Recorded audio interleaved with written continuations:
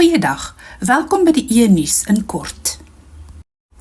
Daar is Sondag 2 eredienste om 8:30 en 10:00. Beide eredienste word gelei deur Dr. Piet Vermeulen.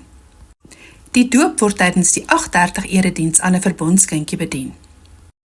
Die liefdegawe word 50-50 verdeel tussen barmhartigheid en emeritaatsversorging. Op 6 September is daar 'n laerskool kuieraand vir alle graad 1 tot 6. Dit is tussen 6:00 en 8:00.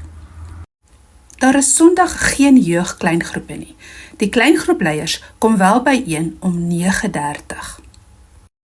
Marcel bied kleingroepleier toerusting aan vir nuwe en bestaande kleingroepleiers Sondag 15 September 15:30 by die kerksaal. Kontak gerus vir George Ehlers indien jy meer wil weet. Let asseblief dat daar op 22 sowel as 29 September slegs een erediens om 8:30 is.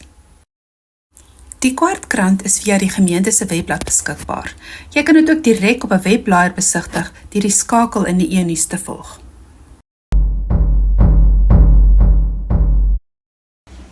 Ai, ek geniet dit tog so om die kwartkrant te lees. Daar is soveel interessante goed wat gebeur het in die gemeente in die laaste paar maande.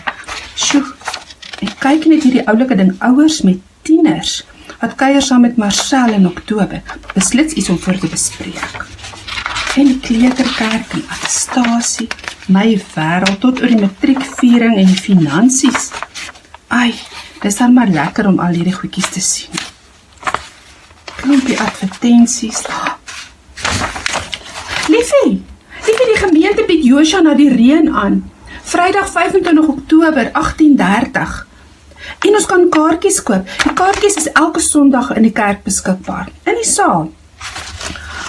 En ek sien hulle het worsbroodjies en curry en rys ook.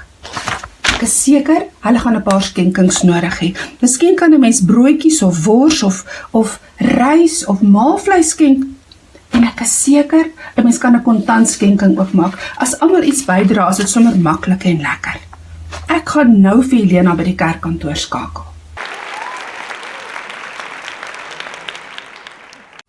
Baie dankie vir jou tyd. Tot volgende keer.